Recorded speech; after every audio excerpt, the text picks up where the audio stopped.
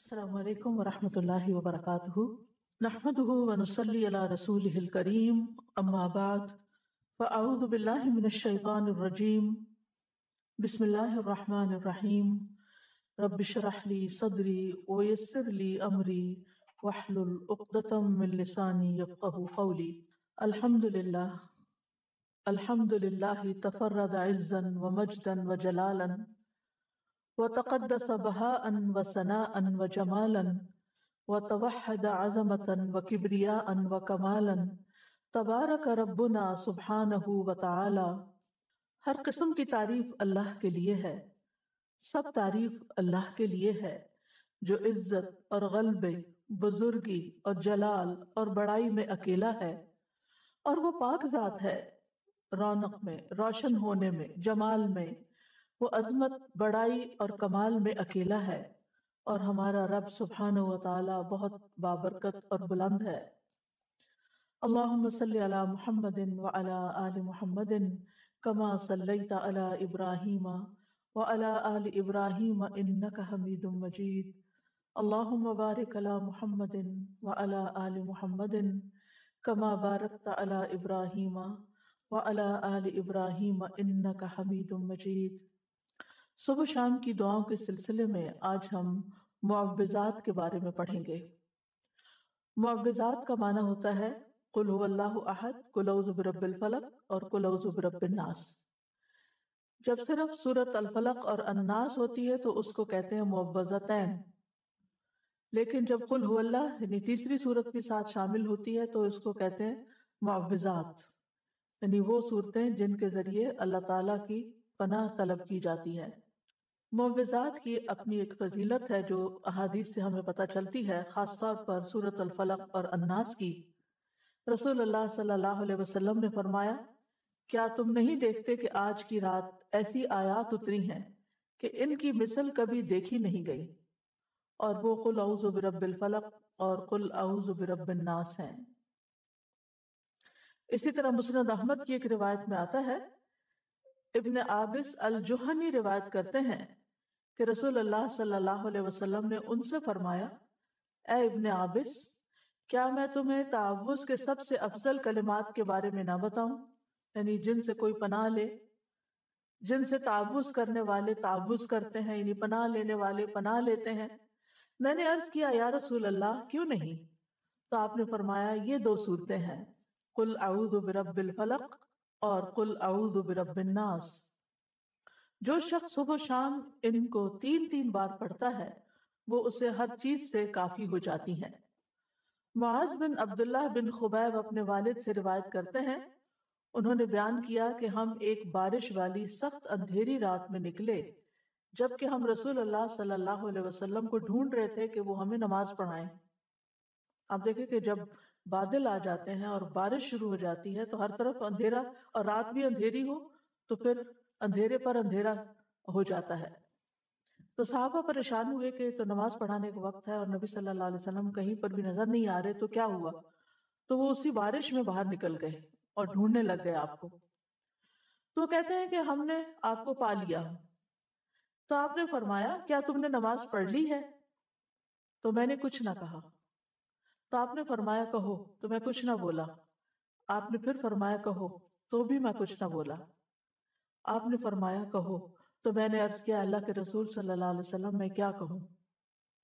آپ نے فرمایا، کہو قل هو اللہ احد، پوری سورت، اور معوذتین یعنی قل اعوذ برب الفلق اور قل اعوذ برب الناس۔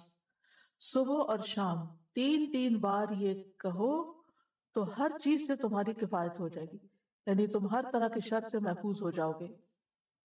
امام شوکانی کہتے ہیں کہ اس حدیث میں دلیل ہے کہ ان صورتوں کی صبح اور شام تلاوت کرنا ہر اس چیز سے کفایت کرتا ہے جس سے انسان ڈرتا ہے، جو بھی اس کے خوف اور وہم اور وسوسے اور اندیشے ہوتے ہیں، خواہ وہ کچھ بھی ہو، تو ان چیزوں سے اللہ تعالیٰ اس کو بچا لیتا ہے۔ جہاں تک سورۃ الاخلاص کا تعلق ہے تو یہ سورت خالصتاً اللہ تعالیٰ کی صفات اور پاکی بیان کرنے پر مشتمل ہے، یعنی جب انسان اس کو پڑھتا ہے تو انسان اپنی توحید کو خالص کرتا ہے کہ میں اے رب تجھے اکیلا مانتا ہوں اور سب سے بڑا مانتا ہوں۔ قل هو اللہ احد میں آپ دیکھیے اللہ تعالیٰ اپنی ربوبیت میں، الوہیت میں، الہ ہونے میں، تمام اسماء و صفات میں اکیلا ہے، کسی صفت میں اس کا کوئی شریک نہیں۔ اللہ الصمد، الصمد کے بارے میں تین اقوال ہیں۔ الصمد وہ سردار جس کی طرف لوگ قصد کر کے جائیں جس سے بڑا کوئی سردار نہ ہو، یعنی سب سے بڑا سردار۔ الصمد وہ جو نہ کھاتا ہو نہ پیتا ہو۔ الصمد وہ جو بے نیاز ہو، کسی کا محتاج نہ ہو۔ تو ان معنی کی بنا پر یہ لفظ صرف اللہ تعالیٰ ہی کے لیے استعمال ہو سکتا ہے، اللہ الصمد۔ ابو ہریرہ کہتے ہیں کہ یہ وہ ہستی ہے جو ہر ایک سے بے نیاز ہے، جبکہ ہر کوئی اس کا محتاج ہے۔ ہم اپنی تمام حاجتوں میں، ضرورتوں میں اسی کی طرف رجوع کرتے ہیں۔ لم یلد ولم یولد، اس میں بھی اللہ تعالیٰ کی کامل بے نیازی نظر آتی ہے کہ اس کو پیدا ہونے کے لیے کسی کی ضرورت نہیں تھی، اور نہ ہی اسے کسی اولاد کی ضرورت ہے کہ جو اس کا سہارا بنے۔ تو اللہ سبحانہ تعالیٰ تو الاول والآخر ہیں، انہوں نے نہ وہ کسی سے جنم نہیں لیا اور نہ ہی انہوں نے کسی کو جنم دیا ہے، سب اس کی مخلوق ہے۔ اس کے علاوہ جو کچھ بھی ہے وہ سب مخلوق ہے اور وہی خالق ہے۔ وَلَمْ يَكُنْ لَهُ كُفُوًا أَحَدٌ، اور کوئی بھی اس کے برابر کا نہیں، نہ اس کے ناموں میں، نہ اس کے کاموں میں، نہ اس کی صفات میں، اس کے ہمسر اور مثل کوئی بھی نہیں، نہ اس کے مرتبہ اور مقام کے برابر بھی کوئی نہیں، کوئی اس کے جوڑ یا ٹکر کا نہیں۔ تو اس کا مطلب یہ ہے کہ جب ہم یہ اقرار کرتے ہیں تو گویا ہم یہ کہتے ہیں کہ اللہ سبحانہ تعالیٰ سب سے بڑے ہیں، اور ہم اسی کو اپنا معبود سمجھ کر اسی کے آگے جھکتے ہیں۔ پھر قل اعوذ برب الفلق، یہاں پر اعوذ کا لفظ جو ہے یہ آوازہ سے ہے۔ آوازہ کا معنی ہوتا ہے کسی چیز کے ساتھ اس کے پڑوس اور جوار میں لازم ہو جانا، یعنی کسی کے ساتھ لگ جانا، کسی کا پڑوسی بن جانا۔ جیسے وہ گوشت جو ہڈیوں کے ساتھ چپک جاتا ہے، اس سے الگ ہی نہیں ہوتا، اس کو عرب لوگ اوز کہتے ہیں، کیونکہ اس نے ہڈی سے مضبوطی پکڑ لی اور اس کے ساتھ چمٹ گیا۔ تو استعاذہ کا مطلب ہوتا ہے پناہ طلب کرنا، اللہ تعالیٰ سے شر، تکلیف اور مصیبتوں سے تحفظ یا حفاظت مانگنا، اور اس کے ساتھ لگ جانا، اس کی طرف متوجہ ہو جانا۔ اور استعاذہ میں اللہ سبحانہ تعالیٰ کی تعظیم بجا لاتا ہے انسان، کیونکہ جو پناہ لیتا ہے وہ دراصل خوف میں ہوتا ہے، یعنی جب ہم پناہ لیتے ہیں تو ہمیں اندر ایک خوف ہوتا ہے کہ ہمیں کوئی بچا لے۔ تو جس سے وہ پناہ طلب کرتا ہے، لیتا ہے، وہ اس کا تحفظ کرتا ہے۔ یعنی جب ہم اللہ تعالیٰ کی پناہ لیتے ہیں تو پھر اللہ تعالیٰ ہمارا بچاؤ کرتے ہیں اور ہماری حفاظت کرتے ہیں، اور یہ اس کو دراصل تعظیم کہتے ہیں، یعنی ہم اللہ کو اپنے سے بڑا مان کر اس کی طرف جاتے ہیں، اور یہی تعظیم عبادت ہے۔ آپ دیکھیں کہ دنیا کی زندگی جو ہے وہ بہت سی آفات، تکلیفوں اور مصیبتوں سے بھری ہوئی ہے۔ انسان کے بہت سے دشمن ہیں، جن بھی، انسان بھی، اور مخلوق میں سے اور چیزیں بھی اس کو نقصان دیتے ہیں، جیسے کیڑے مکوڑے، وحشی جانور، بے شمار چیزیں ہیں۔ تو انسان کو ان ساری چیزوں سے بچنے کے لیے، ان سارے دشمنوں سے حفاظت کے لیے کوئی ایسی ہستی چاہیے جو ان سب کو کنٹرول کر سکے، اور وہ صرف اور صرف اللہ کی ذات ہے۔ تو قل اعوذ برب الفلق، تو فلق کا مطلب ہے صبح، ٹھیک ہے، کیونکہ فلق صبح کا پھاڑنے والا ہے، الگ کرنے والا ہے، اور اسی طرح ہر چیز کو پیدا کرنے والا ہے۔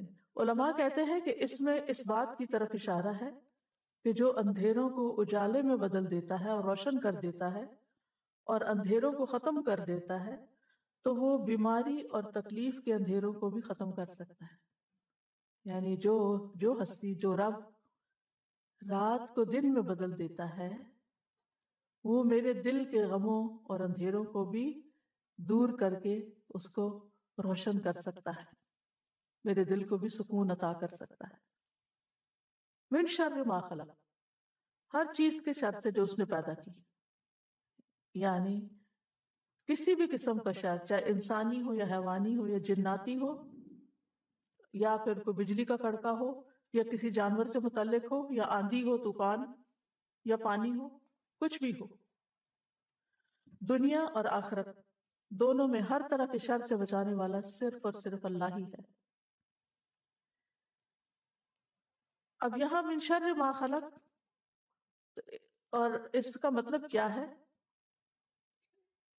کہ ہر وہ چیز جو اللہ نے پیدا کی اس کے اندر شر بھی ہے، تو مطلب یہ ہے کہ اس کا یہ مطلب نہیں کہ ہر چیز کے اندر شر ہے، بلکہ جن چیزوں کے اندر شر ہے ان سے پناہ مانگے۔ جیسے اب فرشتے ہیں تو ان میں تو کوئی شر نہیں، ٹھیک ہے نا، اسی طرح انبیاء ہیں ان میں بھی شر نہیں، جنت ہے اس میں بھی شر نہیں، لیکن عام روزمرہ زندگی میں جو چیزیں ہمیں نظر آتی ہیں بعض اوقات اچھی بھی نظر آتی ہیں، لیکن ان کے اندر بھی ہمارے لیے بعض اوقات تکلیفیں ہوتی ہیں۔ وَمِن شَرِّ غَاسِقٍ إِذَا وَقَبَ، اور رات کی تاریکی یا اندھیرے کے شر سے جب وہ چھا جاتا ہے، کیونکہ اندھیرے میں کچھ نظر نہیں آتا تو بہت سی تکلیف دینے والی چیزیں جو ہیں وہ اس وقت ظاہر ہو جاتی ہیں اور انسان کی طرف آتی ہے تو انسان ان سے بچ نہیں سکتا۔ رات کے اندھیرے، شام کے وقت ہی جنات کا غلبہ بھی ہوتا ہے، چور ڈاکو وغیرہ بھی اسی وقت حملہ آور ہوتے ہیں۔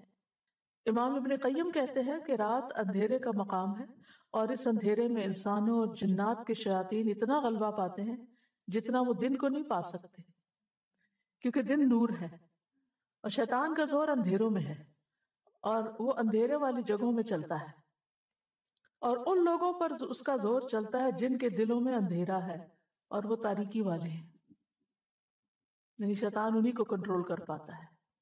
اسی وجہ سے رات کو جادو کا زیادہ غلبہ ہوتا ہے، رات کو اس کی تاثیر بڑھ جاتی ہے، تو لوگ جو جادو کرتے ہیں وہ رات کے وقت قبرستان جا کے غلط کام کرتے ہیں اور مختلف طرح کی چیزیں دباتے ہیں وہاں۔ اب یہاں پر بات اندھیرے کی ہو رہی ہے اور پناہ مانگی جا رہی ہے رب الفلق سے، تو مطلب یہ ہے کہ روشنی جب ہوگی اللہ کے کلام سے تو پھر شر یا باطل کا جتنا بھی کلام ہے اس کا جو اندھیرا اور شر ہے وہ دور ہو جائے گا، اور ہر فسادی جو ہے وہ ختم یعنی چلا جائے گا۔ جیسے جو ہی صبح ہوتی ہے تو جو بھی ایسی چیزیں ہوتی ہیں وہ ساری کوئی سرنگوں میں گھس جاتی ہیں، کوئی پہاڑوں کی کھو میں گھس جاتی ہیں، کوئی کہیں اور غائب ہو جاتی ہیں، یعنی انسانوں کے سامنے نہیں رہتی۔ کیڑے مکوڑے بھی اپنے بلوں میں چلے جاتے ہیں، شیاطین جو راتوں کو پھیلتے ہیں وہ بھی کہیں سمٹ جاتے ہیں جا کے۔ تو یہاں پر اللہ تعالیٰ نے اپنے بندوں کو ایک طرح سے حکم دیا ہے کہ وہ نور کو طلب کریں تاکہ اندھیروں کا مقابلہ کر سکیں۔ اللہ تعالیٰ نے اپنی کتاب میں قرآن مجید کو بھی نور کہا ہے، اللہ ولی الذین آمنوا یخرجہم من الظلمات الی النور، اللہ ایمان والوں کا دوست ہے، انہیں اندھیروں سے روشنی کی طرف نکال لے جاتا ہے۔ تو ایمان نور ہے جبکہ کفر اور شرک اندھیرا ہے۔ پھر فرمایا وَمِن شَرِّ النَّفَّاثَاتِ فِي الْعُقَدِ، اور جادوگر عورتوں کے شر سے جو اپنے جادو سے گروہ میں پھونک مار کے مدد لیتی ہیں، یعنی جادوگروں یا جادوگرنیوں دونوں کے لیے استعمال ہوتا ہے۔ نفاثات، نفاثہ کی جمع ہے جو مؤنث بھی ہو سکتی ہے اور مبالغے کا صیغہ بھی ہو سکتا ہے، بہت زیادہ پھونکے مارنے والے جن کا کام ہی یہی ہے۔ وَمِن شَرِّ حَاسِدٍ إِذَا حَسَدَ، اور حاسد کے شر سے جب وہ حسد کرے۔ حاسد وہ ہوتا ہے جو دوسرے کی نعمت اور خوشحالی کو نہیں دیکھ سکتا اور اس کے ختم ہونے کی آرزو کرتا ہے، یعنی تمنا کرتا ہے کہ دوسرے سے نعمت ختم ہو جائے۔ اور اذا حسد کے ساتھ اسے کیوں مقید کیا گیا؟ کیونکہ بعض اوقات حاسد نے حسد دل میں چھپایا ہوا ہوتا ہے، ظاہر نہیں کرتا، اور ایسے میں دوسرے انسان کو کوئی تکلیف نہیں ہوتی۔ اگر کوئی شخص کسی سے حسد کرتا ہے، آپ سے کرتا ہے اور آپ کو پتہ ہی نہیں ہے تو پھر آپ کو تو کوئی تکلیف نہیں ہوگی، نہ دل میں ہوگی نہ ویسے ہوگی۔ لیکن جب وہ حسد حاسدانہ کوئی کام کرتا ہے، حاسدانہ نظروں سے دیکھتا ہے، یا کوئی ٹونٹ کرتا ہے، یا کوئی ایسی بات آپ کو سناتا ہے جس سے آپ کو تکلیف ہوتی ہے، تو اس وقت بھی انسان اللہ کی پناہ طلب کرے اور اس کے مقابلے پر ویسا نہ بن جائے۔ تو ان تمام قسم کے شر سے بچنے کے لیے ہمیں یہ سورت سکھائی گئی ہے۔ پھر سورت الناس ہے، قل اعوذ برب الناس، کہہ دیجیے میں انسانوں کے رب کی پناہ لیتا ہوں، ملک الناس، انسانوں کے بادشاہ کی، کیونکہ عام طور پر جب کسی کو کوئی پرابلم ہوتا ہے تو بادشاہوں کی طرف، بڑوں کی طرف جاتے ہیں، تو ہم سب سے بڑے بادشاہ کی طرف جاتے ہیں۔ الہ الناس، لوگوں کے معبود، یعنی اللہ سبحانہ و تعالیٰ کی پناہ لیتے ہیں۔ تو ان تینوں میں اللہ تعالیٰ کی توحید اور اللہ تعالیٰ کی ملکیت یعنی بادشاہت اور توحید الوہیت کا ذکر ہے، اور ان چیزوں سے وسوسوں کے شر سے پناہ لینے کی بات ہے۔ آپ دیکھیں کہ پہلی صورت میں کتنی طرح کے شر تھے، لیکن اس صورت میں صرف وسوسوں کا شر ہے۔ تو اس سے کیا پتہ چلتا ہے کہ انسان کے سب سے بڑے دشمن اس کے اپنے ہی وسوسے ہیں، جو اس کے دل میں آتے ہیں، چاہے اس کے اپنے نفس کی طرف سے آتے ہیں، کسی انسان کی طرف سے آتے ہیں، یا کسی شیطان کی طرف سے آتے ہیں۔ یہ جتنے نیگیٹو تھاٹس ہوتے ہیں جن کی کوئی بنیاد ہی نہیں ہوتی، کوئی اصل ہی نہیں ہوتی، یہ سب وسوسوں ہی کی شکل ہوتی ہے۔ یعنی کوئی ایک ایسی تکلیف دہ بات دل میں آ گئی، پھر ادھر سوچ سوچ کے اس سے انسان باہر نہیں نکل پاتا۔ اس کو بریک کرنا ضروری ہوتا ہے، اور اس کے لیے سب سے اہم ترین چیز ہے اللہ تعالیٰ کی پناہ لینا، اللہ سے مدد مانگنا۔ اور پھر شیطان کا وسوسہ کیا ہے کہ وہ لوگوں کے دل میں برا خیال ڈالتا ہے، اور بعض اوقات وہ شر یہ ہوتا ہے کہ انسان کو برائی کو خوبصورت بنا کے پیش کرتا ہے، اور انسان اس کے جال میں آ جاتا ہے۔ یعنی چیز خراب ہے، غلط ہے، لیکن وہ اس کو اتنا خوبصورت بنا کے پیش کرے گا کہ انسان بھول ہی جاتا ہے کہ مجھے اس کام سے روکا گیا، مجھے یہ کرنا نہیں چاہیے، لیکن وہ اس کو اتنا اٹریکٹیو بنا دیتا ہے کہ انسان اس کے پیچھے چل پڑتا ہے، اور بعض اوقات اپنا مال، اپنا وقت، اپنی بہت ساری چیزیں اس کے پیچھے لگا کے ضائع کر دیتا ہے۔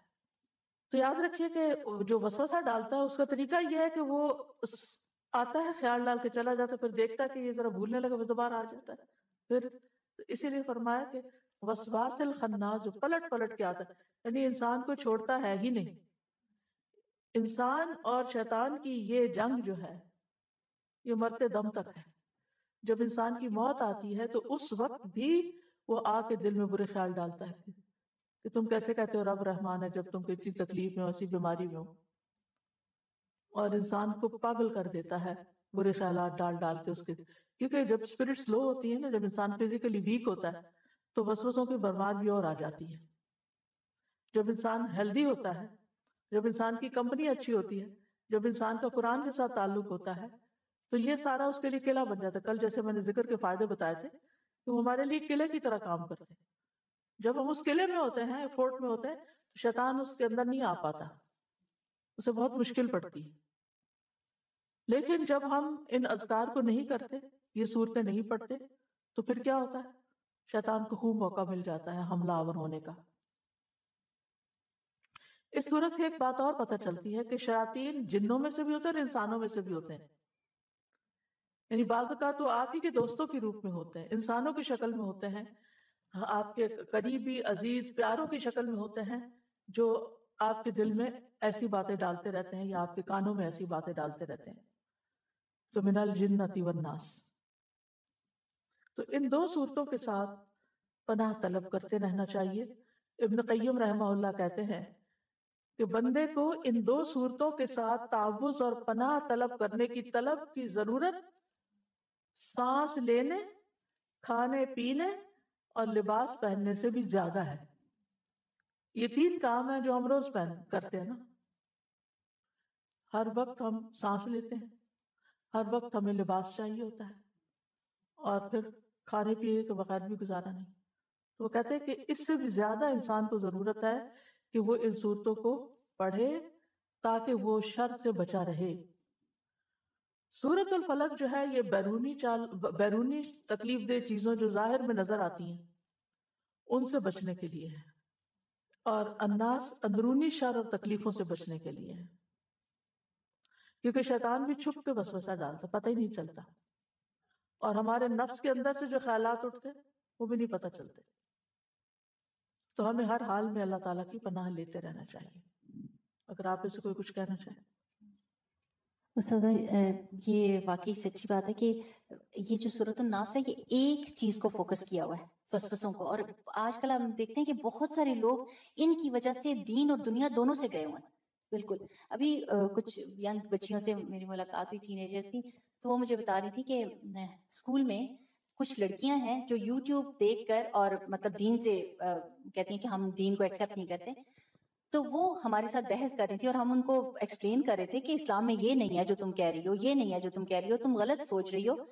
پھر کہتی ہیں کہ ہم نے دیکھا کہ وہ دوسری لڑکیوں کے پاس جا کے وہی شک اور شبے والی باتیں کر رہی ہیں.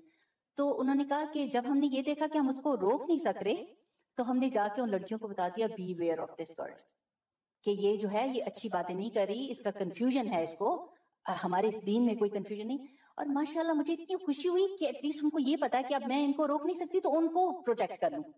الحمدللہ. تو اللہ سبحانہ وتعالیٰ اور کرے کہ اگر یہ ہمارے بچے یہ صورتیں یاد کر کے صبح شام پڑھنے والے ہوں تو جو مرضی کوئی باتیں کریں ان پہ اثر نہیں ہوگی، اثر نہیں کرے گی، محفوظ رہیں. سازا جی کچھ لوگ ہوتے ہیں آس پاس آپ کے جو کہ نیگیٹو ہوتے ہیں، وہ آپ کو دیکھتے ساتھ ہی آپ کو کہیں گے آج آپ کی طبیعت نہیں ٹھیک لگ رہی ہے، آپ کی شکل پہ ایسے ہے، آپ یہ ہے، آپ کے بار بار آپ کے اوپر ایسے کمنٹ کریں گے تم کچھ ہے تمہیں. اچھا میں نے تو اتنا بھی دیکھا ہے کہ کچھ لوگ پیچھے ہی پڑ جاتے ہیں اور وہ کہتے ہیں کیا بات ہے تم یہ، اور بندہ وہ جو تھوڑی دیر کے لیے سوچنے بھی لگ جاتا ہے کہ ہاں مجھے کہیں کچھ بیماری ہے یا کچھ ہے. ایک تو آس پاس اپنے ہمیشہ نظر رکھنی چاہیے کہ ہمارے پاس کون لوگ کمپنی کمپنی کیا ہے، کیسے لوگ ہیں. پازیٹیو لوگوں سے اور آس پاس پازیٹیو چیزیں دیکھنے سے بھی بہت فرق پڑتا ہے، اور پازیٹیو کام کرنے سے بھی. جیسے کہ قرآن کا روز ہر ایک بندہ اپنا ٹائم ٹیبل بنائے اور اس ٹائم ٹیبل کے مطابق اگر چلے تو میرا نہیں خیال ہے کہ وہ ایسے جالوں میں پھنس سکتا ہے. میں تو یہ کہوں گی کہ جال ہوتا ہے یہ لوگوں کا. بیسیکلی اس وقت جو بات ہو رہی ہے وہ ان صورتوں پہ فوکس کرنے کی ہے کہ ان کا پڑھنا ہمارے سانس لینے سے بھی زیادہ امپورٹنٹ ہے تاکہ اللہ تعالیٰ کی پروٹیکشن میں ہوں ہم. سودا جی جیسے آپ نے کہا کھانے پینے، سانس لینے اور لباس پہننے، یعنی ایوری ڈے کا ڈیلی ورک، تو ہم اپنے بچے کو کھانا کھلانے کے لیے کتنی جدوجہد کرتے ہیں، اس کو بٹھا کے کیا کیا کہانیاں سنا رہے ہیں، منہ بنا رہے ہیں، تحفے دے رہے ہیں اس کو تاکہ وہ خوش ہو جائے. کیا کبھی ایز اے مدر ہم لوگوں نے اس کو یہ وائٹامن دینے کی کوشش کی کہ یہ 3 منٹ آئیے پڑھ لو، اور میک شور کیا کہ وہ پڑھ رہا ہے کہ نہیں پڑھ رہا، اور اس کو سکھایا بھی ہے یا نہیں سکھایا، اور صبح اٹھتے ہی اس کے ساتھ پیار سے جو رائمز کرتے ہیں، پوئٹریز کرتے ہیں، وائی ناٹ یہ تینوں صورتیں اس کے ساتھ یہ پڑھنا شروع کر دیں at the age of habit بن جائے. بچہ جو 6 مہینے کا ہے وہ سب سمجھ رہا ہے، میں نے دیکھا، اور وہ سن رہا ہے، وہ سلام اور اپنا نام سمجھنے لگا ہے. تو اس کا مطلب آپ نے اس کے ساتھ اگر یہ 3 صورتیں صبح میں پہلی دفعہ ہی پڑھ لی یا دودھ پلاتے پلاتے سنا دی تو انشاءاللہ تعالیٰ یہ ایج آف 2 تو یہ بولنا شروع کر دے گا یہ والی بات. السلام علیکم استاذہ جی. جیسے آپ نے یہ بتایا پڑھنے کے لیے، واقعی یہ بہت بہت زوردار چیز ہے. میں نے اپنے بچے کو بتایا ہوا ہے کہ یہ رات میں پڑھ کے جھاڑ کے سویا کرو ہر صورت میں نا. تو جو بیٹا میرا جہاں رہتا تھا نا یہ پڑھائی کر رہا ہے وہاں پہ، تو وہ وہاں پہ ایک صاحبہ ہیں جو ہر وقت کہتی ہیں کہ آؤ میرے ساتھ قرآن پڑھو. بہت لوگ اٹیچ ہو گئے ان سے نا، لیکن وہ یہ والی بات ہر وقت کہتی ہیں، وسوسہ ڈالتی کہ سنتوں کا کوئی ذکر نہیں ہے، کچھ بھی نہیں ہے، اور یہ قرآن اللہ کے یہاں سے آیا اور سنا. تو وہ میرا بیٹا ہمیشہ ہی کہتا ہے وہی بات کہ انسان بھی وسوسے ڈالتے ہیں. کہتا امی مجھے لگتا ہے یہ مینٹل کیس ہے، اور وہ ہمیشہ اسی بات میں کہتا ہے کہ یہ میرا دل نہیں مانتا.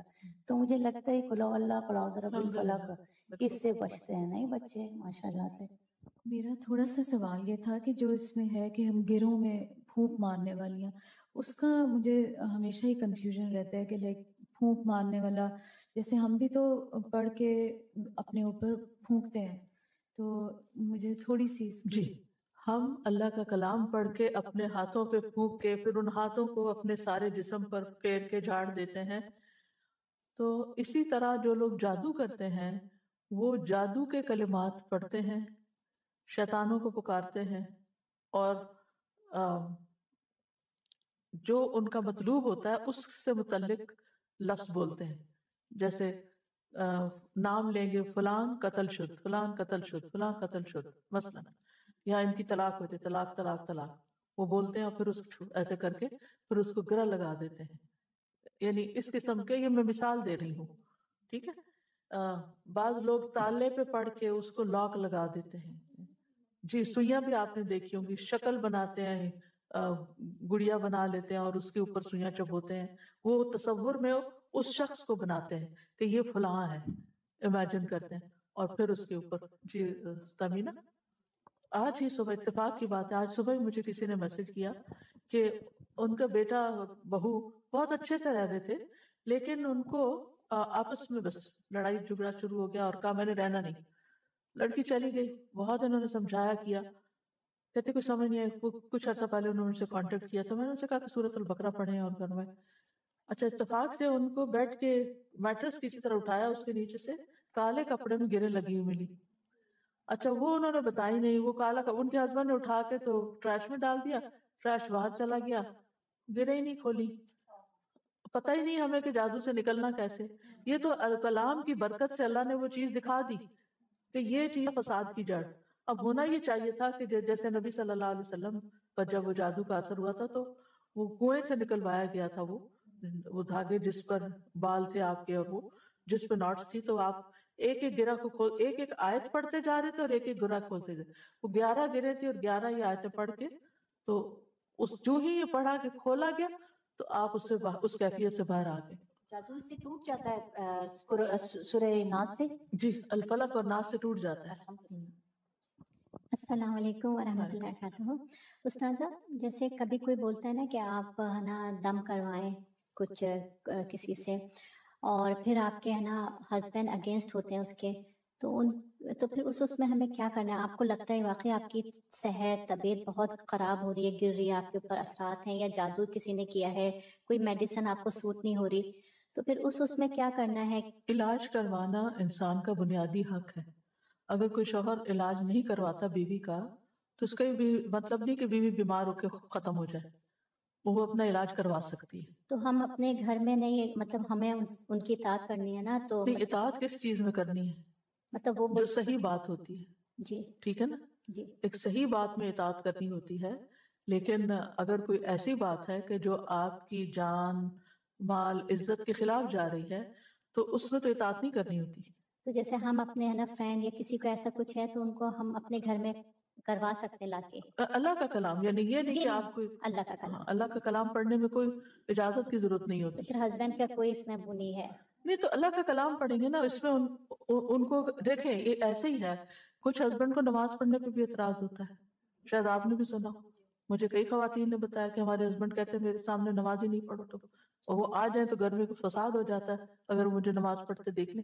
اب اس کا کیا مطلب ہے کہ عورت نماز چھوڑ دے گی؟ نہیں، اللہ کی عبادت ہے. تو بیماری کے وقت قرآن سے شفا حاصل کرنا بھی ایک عبادت کی قسم ہے، بجائے اس کے کہ انسان غلط ٹوٹکے اور جادوگروں کے پاس جائے.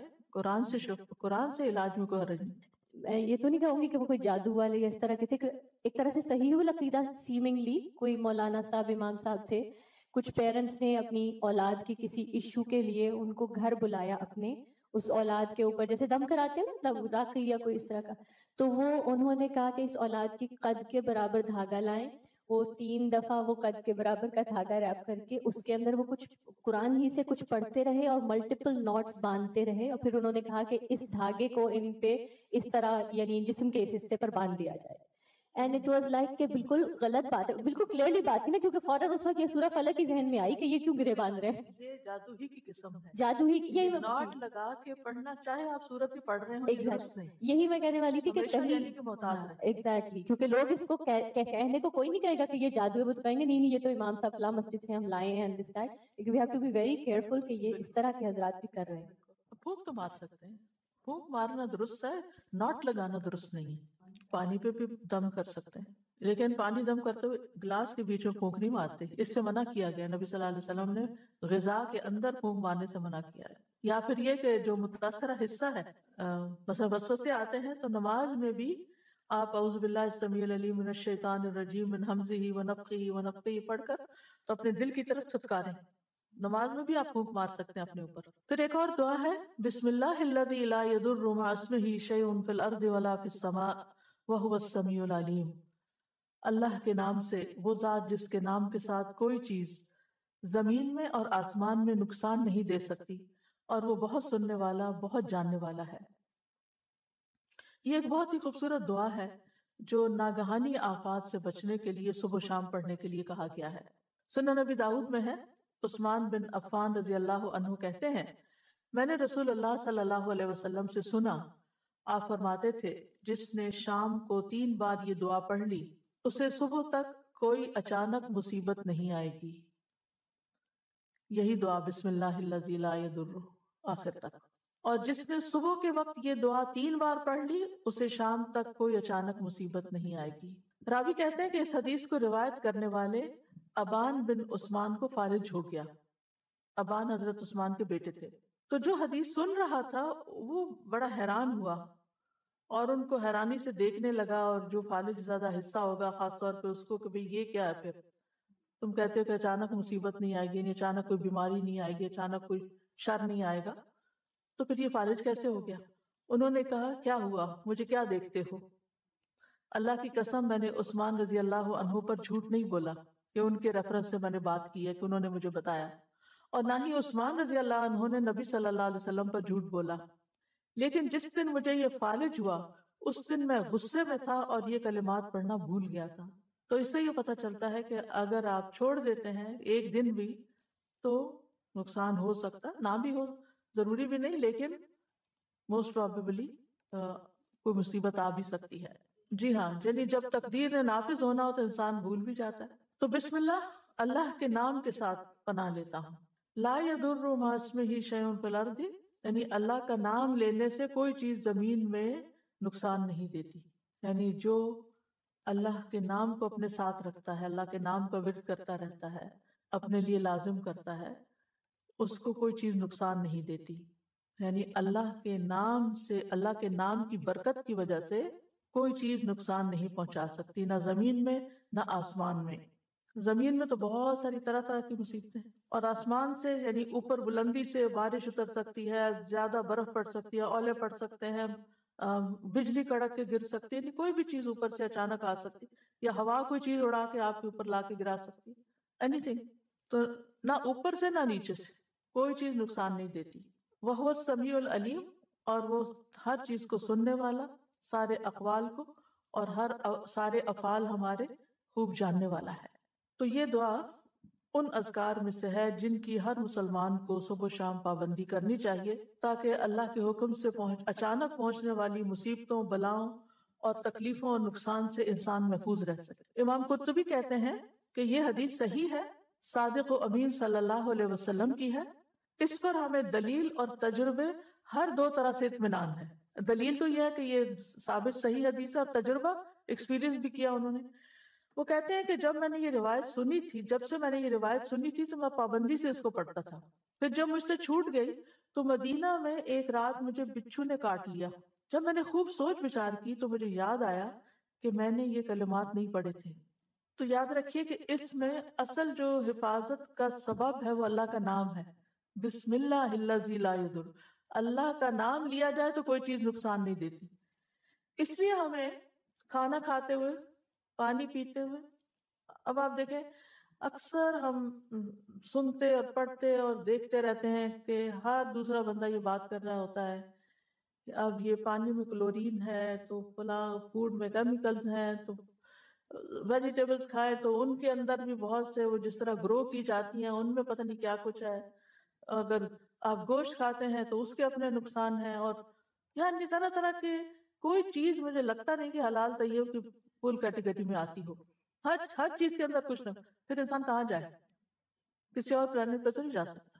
اگر آپ یہ کہیں نا کہ آپ یہاں سے کسی ولیج میں چلے جائیں تو ولیج میں جو اگایا جاتا ہے وہ اسی طریقے کھادیں ڈال رہے ہیں، طرح طرح کے کیمیکل ڈال رہے ہیں، اسپرے کر رہے ہیں، یعنی ولیج ہو، ہاں زیادہ سے زیادہ یہ ہو سکتا ہے کہ آپ کا کچن گارڈن ہو، لیکن اس میں بھی جو سوائل آپ لا کے ڈالیں گے اس سے آلریڈی اس کے اندر کچھ پیسٹی سائڈز ہوں گے۔ تو اس لیے کوئی بھی چیز بچی ہوئی نہیں ہے، اور پھر کریں کیا؟ جو کھائیں پیئیں اس پر اللہ کا نام لے لیں، اور اگر کسی چیز کے بارے میں زیادہ شک ہو تو پوری دعا پڑھ لیں، بسم اللہ الذی لا یضر مع اسمہ شیء فی الارض ولا فی السماء وهو السمیع العلیم۔ خاص طور پر کوئی دوائی وغیرہ کھا رہے ہیں یا کوئی انجیکشن لگا رہے ہو کہ آپ کو اس کے سائیڈ ایفیکٹس کا خوف ہے، یا آپ سرجری کے لیے جا رہے ہیں یا مطلب کوئی بھی چیز جس سے آپ کو خوف ہے، خطرہ ہے، وہم ہے، تو آپ اس سے بچنے کے لیے یہ دعا پڑھ لیں. میٹھا پسند ہے تو اس کو پڑھ، اسے کھاتے ہوئے بھی پڑھ لیا کریں. اور ویسے بھی اگر ہم بسم اللہ پڑھ لیتے ہیں نا، جس چیز پہ بسم اللہ پڑھ لیتے ہیں اس کے اندر برکت ہو جاتی ہے. اور برکت ہونے کا مطلب ہے اس کی خیر نصیب ہوتی ہے، اللہ شر سے بچا لیتے ہیں. جابر بن عبداللہ کہتے ہیں کہ رسول اللہ صلی اللہ علیہ وسلم نے فرمایا، جب تم رات کو کتے کے بھونکنے یا گدھے کے ہینگنے کی آواز سنو تو اللہ کی پناہ طلب کیا کرو، اعوذ باللہ پڑھا کرو، کیونکہ جو کچھ وہ دیکھتے ہیں تم نہیں دیکھتے. جب لوگ سو جاتے ہیں تو باہر نہ نکلا کرو، کیونکہ اللہ عز و جل رات کے وقت اپنی مخلوق میں سے جس کو چاہتا ہے پھیلا دیتا ہے. اور اللہ کا نام لے کر دروازے بند کیا کرو، یعنی اپنے کمرے کا دروازہ بند کر رہے ہو یا گھر کا بند کر رہے ہو، بسم اللہ پڑھ کے کیا کریں، کیونکہ شیطان وہ دروازہ نہیں کھولتا جسے اللہ کا نام لے کر بند کیا گیا ہو. اور مشکوں کو تسمے سے باندھ دو. پہلے زمانے میں وہ لیدر بیگز میں پانی ڈال کے تو وہ درختوں کے ساتھ یا کسی چیز کے ساتھ لٹکا دیتے تھے تاکہ ہوا لگتی رہے، پانی ٹھنڈا رہے. تو اس کو آگے سے پھر باندھ کے تسمے سے تب لٹکاتے تھے یا رکھتے بھی تھے. ظاہر ہے وہ کہیں بھی رکھے تو پانی نکلے گا. تو جب اس کا منہ بند کریں، بوتل کا ڈھکن بند کریں، فریج بند کریں، بسم اللہ پڑھ لیں. مٹکوں کو ڈھانپ دو، یعنی جس میں سے پانی لے کے پیتے ہو. برتنوں کو اوندا کر دو، کھلے برتن نہیں چھوڑو. یہ حفاظت کے سارے طریقے ہمارے دین نے ہمیں سکھائے، اور اللہ سے بڑھ کر کون جانتا ہے، جس نے وحی کے ذریعے نبی صلی اللہ علیہ وسلم کو یہ ساری باتیں سکھائی اور پھر آپ نے ہم تک یہ پہنچائی. تو ہمارا دین کتنا خوبصورت دین ہے کہ جس میں صرف دین اور آخرت نہیں بلکہ دنیا میں رہنے کے طریقے بھی سکھائے اور دنیا میں حفاظت کے ساتھ رہنے کے طریقے بتا دیے. اگلی دعا ہے اللہم آفنی فی بدنی، اللہم آفنی فی سمعی، اللہم آفنی فی بصری، لا الہ الا انت، اللہم انی اعوذ بک من الکفر والفقر، اللہم انی اعوذ بک من عذاب القبر، لا الہ الا انت. اے اللہ مجھے میرے بدن میں عافیت عطا فرما، اے اللہ مجھے میری سماعت میں عافیت عطا فرما، اے اللہ مجھے میری بصارت میں عافیت عطا فرما، تیرے علاوہ کوئی اور معبود نہیں. اے اللہ میں کفر اور فقر سے تیری پناہ میں آتا ہوں، اے اللہ میں عذاب قبر سے تیری پناہ میں آتا ہوں، تیرے سوا کوئی معبود نہیں. یہ صبح و شام عافیت کی دعا ہے جو پڑھنی چاہیے. عبد الرحمن بن ابو بکرہ رضی اللہ عنہ سے مروی ہے، ایک مرتبہ انہوں نے اپنے والد سے کہا، اے ابا جان، میں آپ کو ہر صبح یہ دعا کرتے ہوئے سنتا ہوں، اللہم عافنی فی بدنی آخر تک، اور آپ یہ بھی کہتے ہیں اللہم انی اعوذ بک من الکفر والفقر آخر تک. انہوں نے فرمایا، ہاں اے میرے بیٹے، بے شک میں نے نبی صلی اللہ علیہ وسلم کو ان کے ساتھ دعا مانگتے ہوئے سنا ہے، اس لیے مجھے ان کی سنت پر عمل کرنا زیادہ پسند ہے. یعنی انہوں نے اور فائدے کچھ نہیں زیادہ بتائے، ان کا کہ میں نے آپ صلی اللہ علیہ وسلم کو پڑھتے ہوئے سنا تو میں بھی پڑھتا ہوں، سنت کو فالو کرتا ہوں، اور باقی فائدے تو اللہ کے حوالے ہیں. جب وہ میں اس کو فالو کروں گا تو فائدے ہی فائدے ہیں. سنت کو یعنی پہلے بھی میں نے یہ بات ذکر کی تھی کہ چاہے اللہ کے کلام سے یا دعاؤں سے آپ نے دنیا کی کسی مصیبت سے بھی بچنا ہو، کسی بیماری سے نکلنا ہو، نیت عبادت کی کریں کہ اللہ میں یہ تیرا ذکر تیری عبادت کی نیت سے کر رہی ہوں، تو اسے قبول کر لے اور مجھے اس مشکل سے نجات دے. اس کا 3 دفعہ صبح و شام 3 دفعہ یہ کلمات دہراتے تھے. تو اللہم آفنی فی بدنی مطلب یہ کہ اللہ مجھے میری ساری جسمانی بیماریوں سے اور آفتوں سے سلامتی دے. آفنی فی سمی اور آفنی فی بصری، یہ عمومی دعا کے بعد پورے جسم کی دعا کے بعد پھر خاص اعضاء کے لیے دعا ہے، کیونکہ یہ دل کی طرف جانے کے راستے ہیں. کان اور آنکھ دل کی طرف جاتے ہیں، اور دل صحیح ہو تو سارا جسم صحیح ہوتا ہے، اور اگر دل خراب ہو تو جسم بھی بیمار ہوتا ہے. اس لیے اللہ سبحانہ وتعالیٰ اس کے اندر پائے جانے والے ہر فتنے سے جو آنکھ کے ذریعے اندر جاتا ہے اور کان، اس سے بھی بچائے. کیونکہ جب آپ ایسی چیزیں دیکھتے ہیں کہ کوئی باتیں ایسی سنتے ہیں جن سے آپ کی طبیعت خراب ہوتی ہے، پریشانی ہوتی ہے، تو پھر آپ وہی سوچتے چلے جاتے ہیں اور آپ کا اچھا بھلا دن خراب ہو جاتا ہے. تو جب ہم یہ دعا مانگے کہ اللہ اس میری آنکھ کو اپنی عافیت میں رکھ، یعنی یہ کوئی ایسی چیز بھی نہ دیکھے جو تجھے ناپسند ہو، اور اگر کوئی ایسی چیز ہے کہ جس کو دیکھنا خوف کا یا غم کا یا تکلیف کا باعث ہے، اس سے بھی محفوظ رکھ. بہت بلیغ دعا ہے. اور اللہم انی اعوذ بک من الکفر والفقر، 2 چیزوں سے خاص طور پر پناہ مانگی گئی، ایک کفر سے اور ایک فقر سے. کفر میں ایمان نہیں ہوتا، فقر میں مال نہیں ہوتا. ان 2 چیزوں سے محرومی جو ہے وہ بھی بہت بڑی محرومی ہوتی ہے کہ جس کی وجہ سے انسان کی زندگی بڑی مشکل میں ہوتی ہے. ایمان نہ ہو تو اس کی روحانی زندگی ساری ڈسٹرب، اور مال نہ ہو تو اس کی دنیا کی زندگی ساری مصیبت میں. تو یہ دونوں چیزیں بھی بڑی ضروری ہیں زندگی گزارنے کے لیے. ایمان کے بغیر تو خیر گزارا ہی نہیں، لیکن مال کے بغیر بھی گزارا نہیں. اور پھر قبر کے عذاب سے پناہ. یعنی دنیا تو گزر جائے گی، لیکن پھر آگے جو منزل آنے والی ہے اس وقت تو ہم دعا بھی نہیں کر سکتے. وہاں کے لیے بھی دعا اب مانگنی ہے، تیاری ابھی کرنی ہے. تو اس لیے عذاب قبر جو عالم برزخ میں ہوگا، جو روح اور جسم پر ہوگا، جو بھی اس کے مستحق ہوں گے، اور یہ عذاب برحق ہے. نبی صلی اللہ علیہ وسلم ایک مرتبہ بآواز بلند فرما رہے تھے، اے لوگو عذاب قبر سے اللہ کی پناہ مانگا کرو، عذاب قبر برحق ہے. یعنی اس کو جھٹلاؤ نہیں، یہ سچا ہے. اور یہ مسند احمد کی روایت ہے حضرت عائشہ سے. تو اس سے پتہ چلتا ہے کہ انسان کو ہمیں ہمارے دین نے وہ باتیں بتا دی ہیں جو کل ہونے والی ہیں، جن کو معلوم کرنے کا کوئی اور ذریعہ ہے ہی نہیں. مثلا آپ کی آنکھ میں کوئی تکلیف ہو گئی ہے، آپ جائیں آنکھوں کے ڈاکٹر کے پاس، وہ مشینوں سے، لیٹسٹ مشینوں سے چیک کرے گا، ایک ایک چیز کر کے کئی پردوں کے اندر جا کے دیکھ کے بتا دے گا آپ کو کیا مسئلہ ہے. لیکن قبر کے اندر کیا ہو رہا ہے یہ کون بتائے گا؟ کوئی انسان نہیں بتا سکتا، وہ تو اللہ ہی بہتر جانتا ہے. تو اللہ تعالیٰ نے نبی صلی اللہ علیہ وسلم کے ذریعے ہمیں اس مصیبت سے بچنے کے لیے بھی دعا سکھا دی. پھر ایک اور دعا ہے، اللہم انی اسألک العافیۃ فی الدنیا والآخرہ، اللہم انی اسألک العفو والعافیۃ فی دینی و دنیایا واہلی ومالی، اللہم استر عوراتی وآمن روعاتی، اللہم احفظنی من بین یدی ومن خلفی وعن یمینی وعن شمالی ومن فوقی واعوذ بعظمتک ان اغتال من تحتی.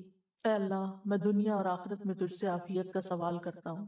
اے اللہ میں تجھ سے اپنی دنیا اور دین اور اپنے اہل خانہ اور مال کے متعلق درگزر اور عافیت کا سوال کرتا ہوں.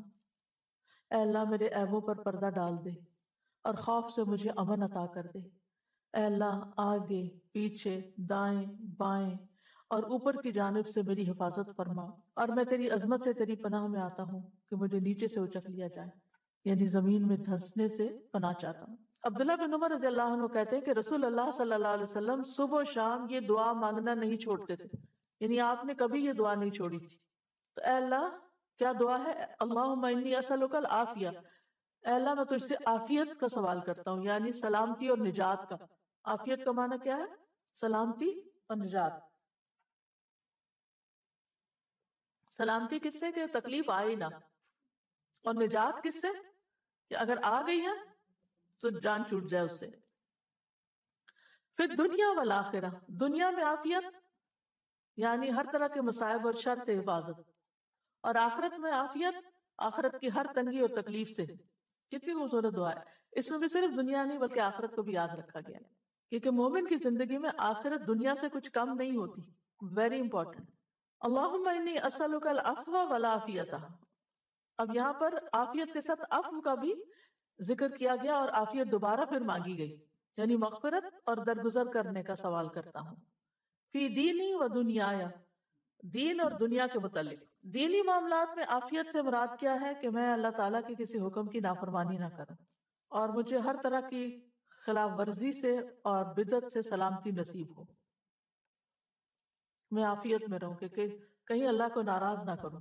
اور دنیا میں جتنی بھی چیزیں ہیں ان سب کے بارے میں بھی میں یہ چاہتا ہوں کہ اللہ تعالیٰ مجھے میری غلطیوں کوتاہیوں کو معاف کر دے، عفو سے درگزر سے کام لیتا رہے، کیونکہ اگر کسی بھی جگہ اللہ تعالیٰ پکڑ لے تو ہم کیا کر سکتے ہیں.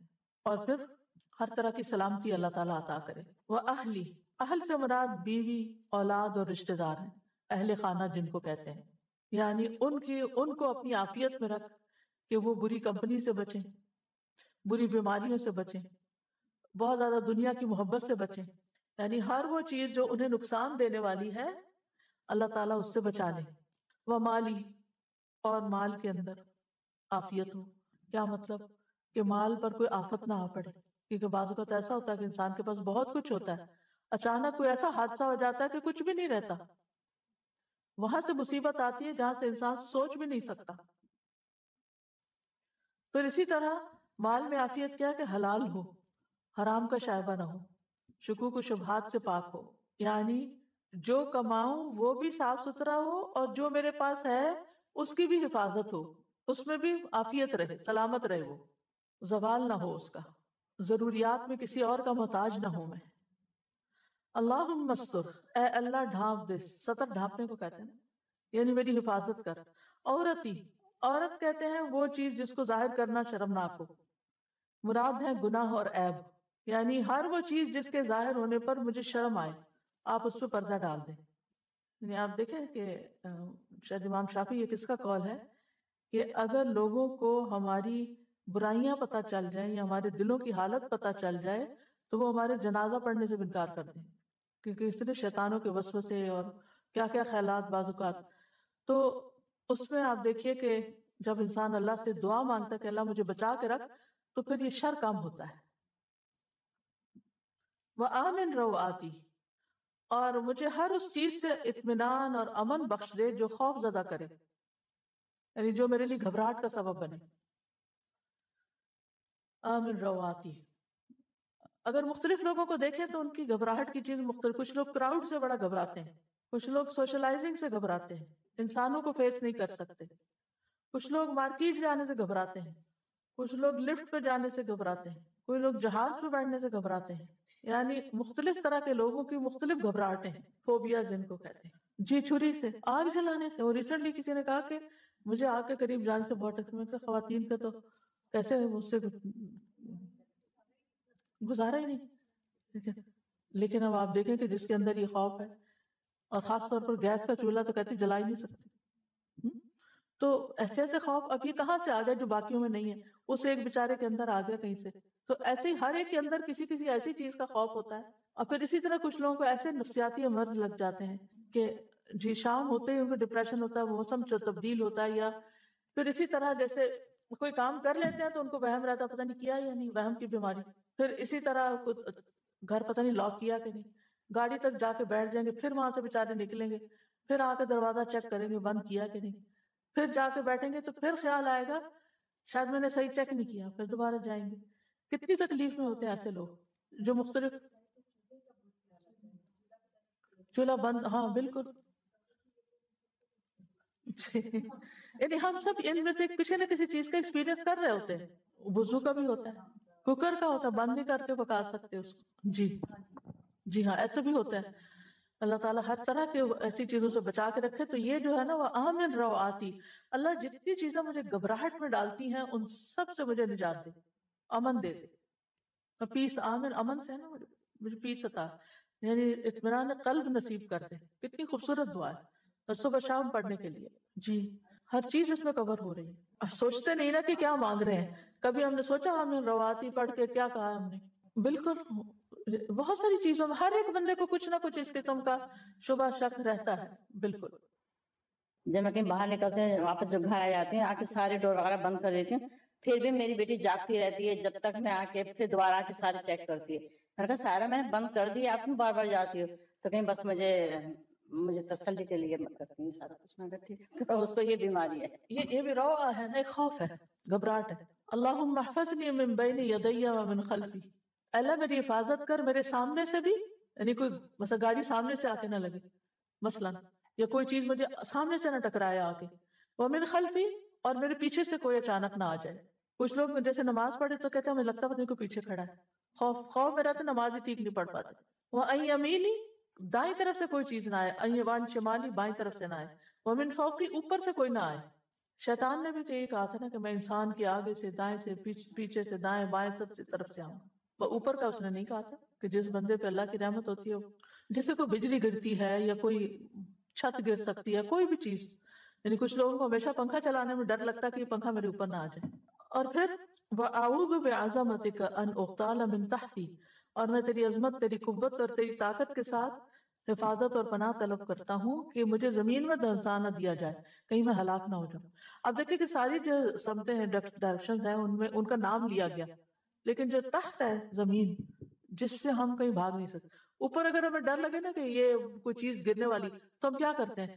فوراً ہٹ جاتے ہیں. سامنے سے کچھ آ رہا تو ہم ایک طرف ہو جاتے ہیں، دائیں طرف سے آ رہا تو ہم بائیں طرف ہو جائیں گے، بائیں طرف سے پیچھے سے اگر ہمیں شک پڑے تو بھاگ نکلیں گے. اللہ نہ کرے زمین سے کچھ ہونے لگے، کدھر بھاگیں گے؟ زمین ہلنے لگی، کبھی زلزلے کا ایکسپیرینس ہوا ہو، اللہ کی پناہ. انسان کو سمجھ نہیں آتی کہ یہ رکے کیسے، اس کو روکے کیسے. اور اگر خسف ہو، اللہ نہ کرے، اچانک ایک دفعہ مجھے ایک ویڈیو دیکھنے کا موقع ملا جس میں گاڑیاں سربٹ بھاگی جا رہی ہیں ہائی وے پہ، اور آگے سے زلزلہ آیا، ہائی وے کریک ہوئی، اتنا چوڑا ہوا کہ گاڑیاں ایک کے بعد ایک نیچے گر رہی ہیں. اتنا خوفناک منظر تھا. اسی طرح ایک جگہ پر زمین سنک ہونے لگ گئی، وہ درخت بھی نیچے اندر جا رہے ہیں، اور انسان بھی اور حیوان بھی، اور سب نیچے نیچے نیچے. انسان کیا کر سکتا ہے؟ کچھ بھی نہیں.